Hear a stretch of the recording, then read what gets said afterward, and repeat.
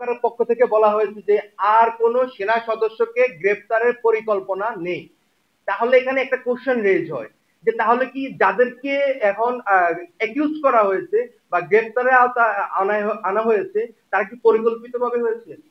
আমি আজকে আমার ছোট নলেজে আমি আইনজ্ঞ না, তারপরে বলতে পারি যে আমি যখন কোনো একটা বিষয় ইনভেস্টিগেট করতে যাবে ফার্দার আরেকজন ক্রিমিনাল বের হবে, সেখানে আরো ক্রিমিনাল বের হবে। তো সেখানে যদি আর কোনো পরিকল্পনা না থাকে তাহলে যে 25 জনকে এখানে গ্রেপ্তার দেখানো হচ্ছে বা যাদের বিরুদ্ধে একটি অপরাধ নিয়ে আসা হয়েছে সেখানে তো ফুল স্টপ দেওয়া যাবে না। তো সেখানে কিন্তু এই বিচারের স্বচ্ছতা তখন কিন্তু থাকবে না।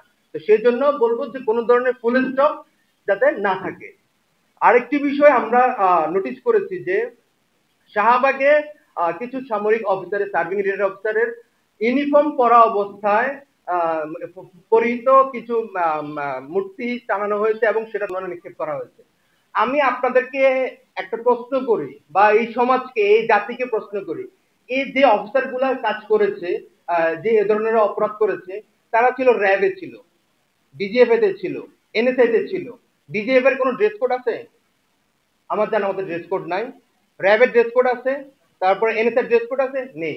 তাহলে ওই ব্যক্তিকে যখন আপনি হেনস্থা করছেন, ওই ব্যক্তির ছবি প্যানাফ্লেক্স আপনি আলাদা আরো অনেক কিছু, কিন্তু আপনি সে ডিজিএফে থাকাকালীন অবস্থায় এই ঘটনা ঘটিয়েছে, সে এনএসএ থাকাকালীন অবস্থায় ঘটনা ঘটিয়েছে, সে র্যাবে থাকাকালীন অবস্থায় ঘটনা ঘটিয়েছে, আপনি তাকে সেনা ইউনিফর্মটাতে পরিহিত অবস্থা তাকে আপনি অপমান করছেন। আপনি কাকে অপমান করছেন?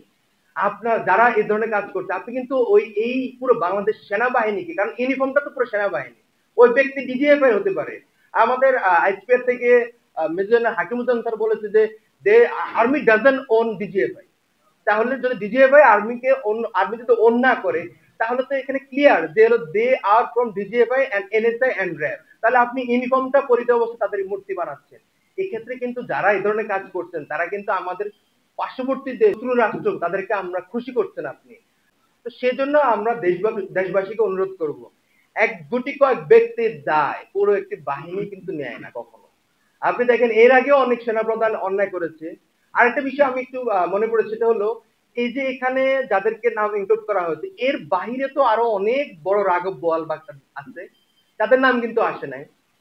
আপনারা যদি দেখেন জেনারেল আজিজের নাম কোথায় এখানে? You are one of the most culprit, ওনার নাম কোথায় এখানে? তারপরে আরো অনেক অফিসারের আছে এখানে, তাদের নাম কিন্তু ইনক্লুড করলেন না, এবং ইনক্লুড করার যে সুযোগ আছে সেখানে আপনি বলে দিচ্ছেন যে আর কোনো পরিকল্পনা নাই। তো সেই জন্য আমরা আইন এবং বিচার বিভাগ আন্তর্জাতিক অপরাধ ট্রাইব্যুনালের প্রতি যথেষ্ট সম্মানের সহিত, যথেষ্ট সম্মান, রেসপেক্ট, আশা ভরসা রেখে বলছি যে উদ্ভূত পরিস্থিতি, এমন কোন পরিস্থিতিতে আপনারা যাবেন না যেখানে জনগণ এবং সেনাবাহিনীকে আপনারা উস্কে দিয়ে মুখোমুখি করছেন এবং আলটিমেটলি আমাদের সার্বভৌমত্বের উপরে হুমকি আসছে। যেভাবে যে প্রক্রিয়ায় কোঅর্ডিনেশন করে, আমি এই কোঅর্ডিনেশন উদাহরণ দিয়েছি, পৃথিবীর আরো অনেক দেশে হয়েছে, সেই কোঅর্ডিনেশন করে সেনা আইনি বিচারের মাধ্যমে এই দেশে সুষ্ঠু বিচার সম্ভব। এবং সেটা আপনারা এর আগেও দেখেছেন যে সেনা আইনের বিচার করার পরবর্তী সময়ে আজ পর্যন্ত কোনো অফিসার সেই বিচারের এগেনস্টে যেতে পারে নাই, এবং যদি কেউ যদি যাওয়ার চেষ্টা করে সেটা টিকে নাই। তো আপনারা, আমি বিশ্বাস করি এই দেশের জনগণ সেনাবাহিনীর উপর এখনো সম্পূর্ণ আস্থা আছে এবং ভবিষ্যতে আস্থা থাকবে, সেনা বিচারের প্রতি আস্থা থাকবে। এখানে আরেকটা কোশ্চেন যে সেনাপ্রধান কিন্তু বিচার করে না এখানে। অনেকে হয়তো বা চিন্তা করতে পারে যে সেনাপ্রধানের বিষয়ে, যে সেনাপ্রধানের অনেক কিছু কোশ্চেন রেজ হতে পারে। তো সেজন্য বলছি যে সবাই মিলে আমরা একটি সুষ্ঠু বিচার চাই এবং সুন্দর বিচার চাই।